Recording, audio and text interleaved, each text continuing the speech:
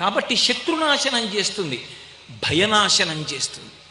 దేని గురించి భయపడుతున్నామో ఆ భయం లేకుండా తల్లి చేస్తుంది.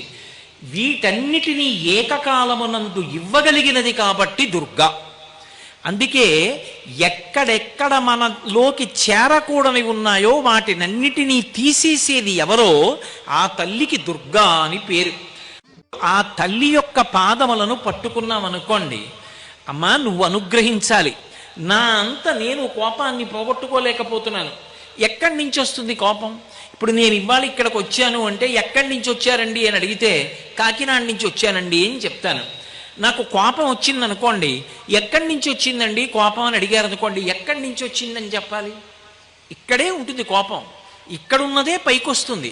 ఒకసారి కోపం కానీ వచ్చిందనుకోండి వికృతమైన రూపాన్ని పొందుతాడు.